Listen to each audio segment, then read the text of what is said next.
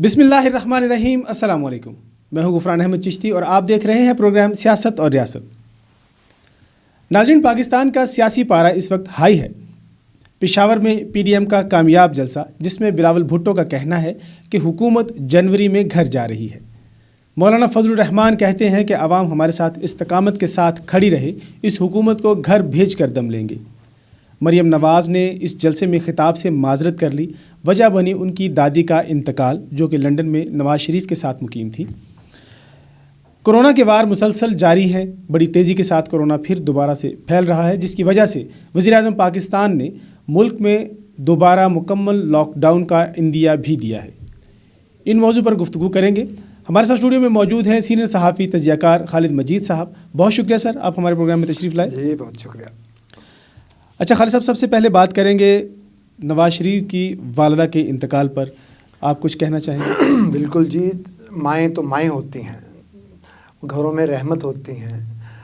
माँ किसी भी उम्र की हो, घर में हो, रहमत रहती है। नवाज शरीफ साहब से, शहबाज शरीफ साहब से, मरियम नवाज़ से और सबसे हम अपनी तरफ से भी और इदारे की तरफ से भी ताज़ियत करेंगे, क्योंकि जिस घर में माँ है वहाँ हर वक्त रहमत है। बहरहाल अभी तो शुरू होगा सारा प्रोसेस, क्योंकि वो लंदन में हैं, वहाँ से उनके आने का सारा इंतज़ामात करना होगा। फिर यहाँ पे शहबाज शरीफ साहब और हमजा शहबाज जो हैं वो जेल में हैं, उनकी पैरोल पे रिहाई के कागजात वगैरह तैयार हो रहे होंगे। देखें कब वो आती हैं और कब जनाजा होता है। खालिद साहब, वालदा का इंतकाल घर में एक बहुत बड़े सानहे से कम नहीं होता। बिल्कुल ऐसा ही और है। आपने ये भी सुना होगा कि हज़रत मूसा कलीमुल्लाह जब कोहे तूर पर जा रहे थे अल्लाह पाक से हम कलाम होने के लिए, तो उनकी वालदा का इंतकाल हो चुका था। तो जब वो जा रहे थे तो उनको ठोकर लगी, बिल्कुल, जिस पर परवरदिगार ने फरमाया कि मूसा अब ज़रा ध्यान से, क्योंकि अब आपकी वालदा इस दुनिया में पीछे दुआ के लिए माँ नहीं है। माँ नहीं है। ये तो है। हमारी दुआएं हैं, परवरदिगार शरीफ फैमिली को सब्र दे, हौसला दे। ये सदमे बर्दाश्त करने का हौसला जो है वो भी बहुत बड़ी बात होती है। सही। पिछले दिनों हमने देखा कि तहरीक लब्बैक पाकिस्तान के जो बानी थे, बिल्कुल सरबराह थे, मौलवी खादिम हुसैन, उनका भी इंतकाल हुआ। बिल्कुल जी। और लाहौर की गलियां, लाहौर का आसमान, लाहौर का मीनार पाकिस्तान इस बात का शाहिद होगा कि इससे बड़ा जनाजा शायद किसी का ना हो।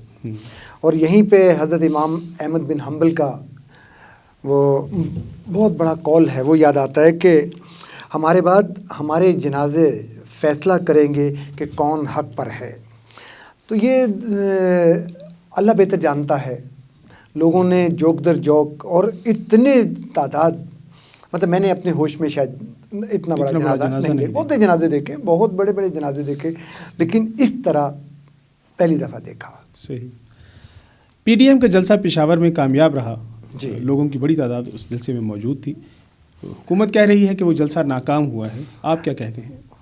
देखें, हुकूमत का काम यही होता है, जो लोग वहाँ बैठे हैं उनका काम यही है कि अपोजिशन की हर बात को नफ़ी करना, उसको रद्द करना। परसों हम भी पेशावर में थे और वहाँ से गुज़रते हुए हम देख रहे थे कि वहाँ पे किस तरह रुकावटें खड़ी की जा रही थीं। डबल ट्रिपल और 3-3 4-4 कंटेनर लगाए जा रहे थे जलसा ना करने की। मतलब वहाँ से यही पता चल रहा था कि जलसा नहीं करने देंगे। वो बज़िद थे कि जलसा नहीं करने देंगे। लेकिन जलसा जो है ये जमहूरी तौर है ना, तरीका है कि अपोजिशन ने जलसे में ही अपनी बातें करनी हैं।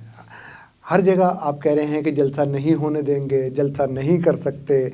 इससे पहले तक के भी जितने जलसे हैं वो भी कामयाब तरीन रहे हैं। हुकूमत उसको नाकाम कहेगी।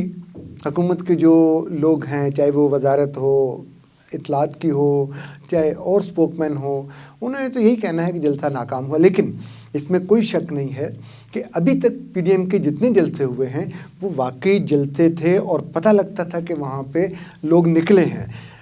कल मतलब जो पेशावर का जलसा है उसमें आज भी पता लगा है कि लोग घरों में नहीं थे, जलसे में मौजूद थे। बिलावल भुट्टो ने कहा है कि जनवरी में हुकूमत चली जाएगी। देखें जी, अगर यही बात अभी कुछ देर पहले कुछ साथी फ़ोन पे बात कर रहे थे कि अगर किसी मकाम पे, किसी जगह पे फ़ोन होता, जलसा होता या कोई मैसेज होता, कुछ होता, जरदारी साहब के मुंह से ये बात निकल जाती, तो 1000 गुना मान ली जाती, 90% अभी भी मानी जा सकती है। हो सकता है कि जरदारी साहब ने ही कहा हो कि ये ऐलान कर दो। अच्छा। देखिए, दरअसल हुकूमत के पास हमें देने के लिए कुछ नहीं है। हमें से मुराद नॉट वी आर, अवाम की बात हो रही है। इस वक्त तक सिवाय लारों के, लॉलीपॉप के कुछ मिला नहीं है। बिलावल भुट्टो का जो कहना था कि एनआरओ की बात जो हुकूमत कर रही है, ये बात सोचने वाली है कि वो कह रहे हैं कि एनआरओ हुकूमत ने जेल में जो कैद थे, एपीएस के कैदी, उनको दिया है। देखें, मेरा ख्याल है यहाँ कंफ्यूज हैं। उनको इसका अंदाज़ा नहीं है कि एनआरओ है क्या चीज़। वो हर चीज़ पे कहते हैं कि मैं एनआरओ नहीं दूंगा, मैं एनआरओ नहीं दूंगा। मेरा यहाँ पे, हम इसको फिर किसी वक्त डिफ़ाइन करेंगे आपस में प्रोग्राम में बैठ के। मेरी उनसे गुजारिश है कि वो इसका जो है ना मफ़हूम और इसका जो वो है ना इस्तेमाल, वो ज़रूर अपने दाएं बाएं बैठे हुए एनआरओ किसको कहते हैं, हाँ किसको कहते हैं, मैं माजरत के साथ ये बात कर रहा हूँ, लेकिन ये कि पूरे होश से कर रहा हूँ कि एनआरओ को जो समझ तो लें यार, वो क्या चीज़ है। मतलब हर चीज़ पे, मिसाल के तौर पे वो वेरी फर्स्ट प्लेस से इसी बात पे हैं कि जी एनआरओ नहीं दूंगा, एनआरओ नहीं देंगे, हम गवर्नमेंट एनआरओ नहीं देगी। तो मेरा ख्याल है उन्होंने बहुत सारी जगहों पे कंप्रोमाइज़ किया है, बहुत सारी जगहों पे अपने लोगों को भी कह दिया कि चलो ठीक है। उनके सारे लोग जो हैं वो उससे मुस्तफ़ीद हो चुके हैं। हुकूमत का कहना है कि पीडीएम में जो ये जलसे कर रही है पीडीएम, इसका मकसद सिर्फ ये है कि वो अपने केसेस जो उनके ऊपर करप्शन के बने हुए हैं उनको वापस करवाना चाहती है। नहीं, ऐसा नहीं है। देखें, हुकूमत और अपोजिशन की लड़ाई हमेशा से होती है। असल में चीज़ ये है कि हुकूमत के जितने वादे थे ना, उन वादों की तफसील बहुत लंबी है, हम उसमें जाते ही नहीं हैं। एवरीबॉडी नो, सबको पता है कि उन्होंने क्या क्या वादे किए थे, क्या क्या चीज़ें कही थी। ईमानदारी के साथ कोई शख्स ये बता दे कि वाकई उनमें से कोई 5%, कोई 10%, कोई 20% ही पूरे हुए हों, नहीं हुए। गुर्बत दिन ब दिन बढ़ रही है। रेडियो पाकिस्तान के मुलाजमीन निकाले जा रहे हैं, टीवी से लोगों को निकालना है, फ़लाँ जगह पे लोगों को फारिग कर दिया जाए। क्लर्क जो हैं वो मुजाहरे कर रहे हैं बैठे हुए। कौन सा इदारा ऐसा है जो इस वक्त मुजाहरों की पोजीशन में नहीं है? हम इस्लामाबाद में घुसते हैं तो आप देखें ना गुफरान साहब, ऐसे ऐसे पता चलता है कि जी अभी थोड़ी देर पहले एक इदारा आया है, वो रो पीट के गया है, तो पीछे दूसरा आ रहा है। अभी वो जा नहीं रहा, वो बैठ गया है, तो तीसरा इदारा भी आ रहा है।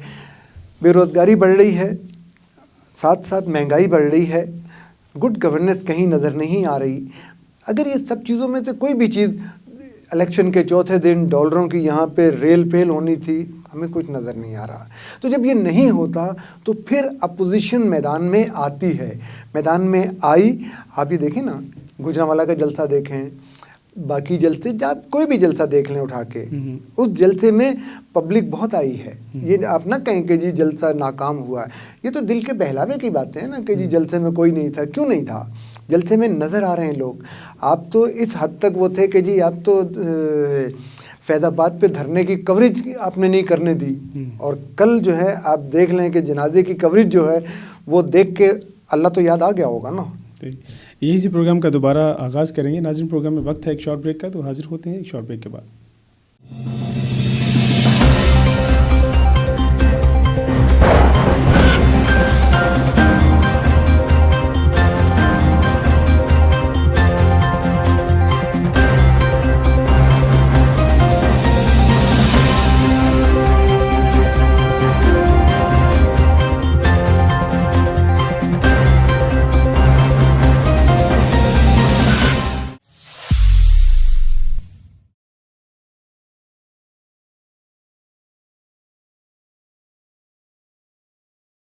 वेलकम बैक नाज़रीन, प्रोग्राम का आगाज़ करते हैं।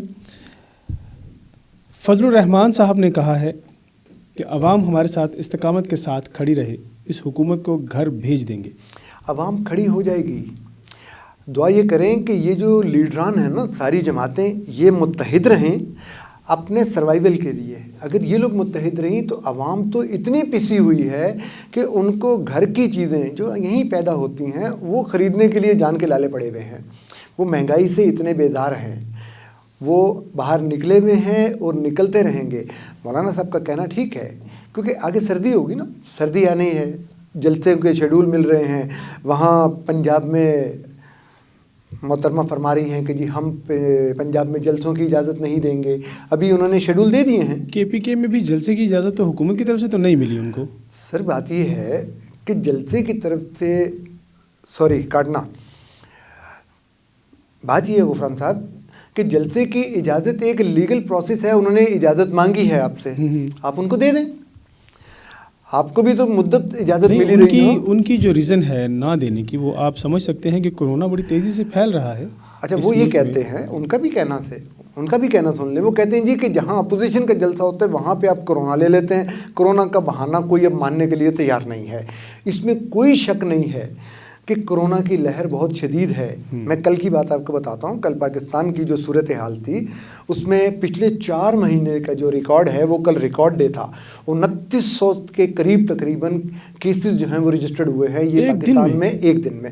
یہ سب سے زیادہ ریکارڈ ہے اور یہ خطرناک حد تک بڑھ رہا ہے جی. اور اس کے ساتھ ساتھ جو دوسری چیز ہے تقریباً 42 سے 45 کے درمیان کل جو تھی وہ ڈیتھ تھی. یہ بھی اموات ہوئی. یہ بھی پورے 4 مہینے میں سب سے زیادہ تعداد تھی. اس میں کوئی شک نہیں کہ یہ سب کچھ ہو رہا ہے.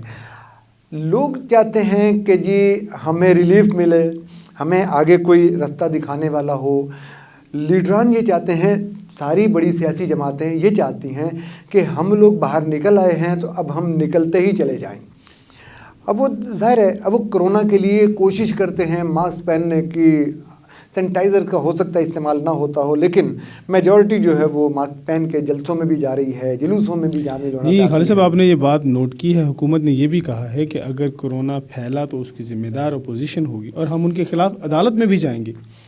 بات یہ ہے کہ جب لڑائی ہوتی ہے نا, جب ہم آمنے سامنے آ جاتے ہیں تو اس وقت ہم ہر طریقے سے دوسرے کو شکست دینا چاہتے ہیں. ہم بائی ہوک بائی ٹرک وہ جنگ جیتنا چاہتے ہیں. اب اس وقت صورتحال اس طرح کی بن چکی ہے کہ اپوزیشن کے جتنے جلسے ہوئے ہیں وہ حکومت کی سوچ سے اور ہم لوگوں کی سوچ سے بھی زیادہ اچھے ہو گئے ہیں. اب وہ یہ چاہتے ہیں کہ کسی طرح ان کو کہیں نہ کہیں تو پابند کیا جائے, کہیں نہ کہیں تو روکا جائے. اور روکنے کے لیے وہ ساری چیزیں جو ہیں وہ استعمال کریں گے. مثلاً جیسے ہی یہاں پہ ہم نے فیض آباد کے دھرنے کو بھی دیکھا, تازہ ترین جو ہے, پچھلے کو چھوڑ دیں. دیکھیں مولانا صاحب یہاں تشریف لائے, بیٹھے. اب مولانا صاحب پاکستان کی 2018 کی سب سے بڑی جو قوت, تیسری قوت بن کے ابھرے ہیں. آپ یہ دیکھیں کہ ان کی سیٹ 1 ہے یا 2 ہیں غالباً سندھ اسمبلی میں. 25 لاکھ ووٹ بھی انہوں نے لیا. یہاں بیٹھ کے انہوں نے جن باتوں پہ بات کرنی تھی وہ انہوں نے منوائی ہیں نا, آپ نے مانی ہے. کبھی آپ حکومت کی ساری مانتے ہیں, کبھی آپ اپوزیشن کی ساری مانتے ہیں. جیسے دھرنے کے دوران, آپ کے دھرنے کے دوران اس وقت کی حکومت نے اور اس وقت کے اعلیٰ لوگوں نے بھی سب مانا, اور آپ 2018 کے الیکشن میں ون کر کے آئے ہیں. تو یہ تو اسی طرح چلے گا. اس میں یہ نہیں کہا جا سکتا کہ جی آپ عدالت میں جائیں گے, ان کے وکیل بھی پیش ہوں گے, آپ کے وکیل بھی پیش ہو جائیں گے.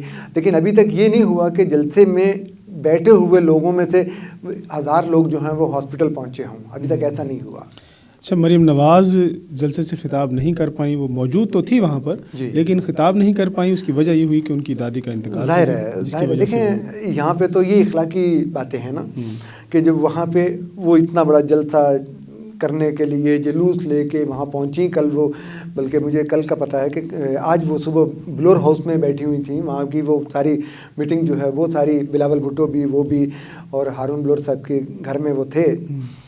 تو وہ وہاں پہ موجود تھی. وہ متحرک خاتون ہیں اور پورے جوش کے ساتھ وہ باہر نکلی ہوئی ہیں. لیکن موت ایک ایسی چیز ہے جہاں پہ بہت ساری چیزیں ہمیں پس پش ڈالنی پڑتی ہیں. جلسہ کیا, جلوس کیا, ہو سکتا ہے کہ اس وقت وہ ووٹ پول کرنے بھی گئی ہوتی تو وہ کہتی ہیں ووٹ میں ایک نہیں ڈالتی, میں واپس جاتی ہوں. وہ زیادہ ضروری ہے, وہاں ان کا پہنچنا بھی ضروری ہے, اور یہاں کی ساری رسومات جو ہیں وہ انہوں نے ہی نبھانی ہیں. نہیں, کیا مریم نواز کو بیرون ملک جانے کی اجازت ملے گی یا نہیں؟ میرا خیال ہے وہاں سے ڈیڈ باڈی یہاں لائی جا رہی ہے, اور اس کے لیے وہاں پہ تمام تر جو کاغذات جو کارروائی ہے ان کی تدفین پاکستان میں ہی ہوگی. تدفین یہاں ہونی ہے.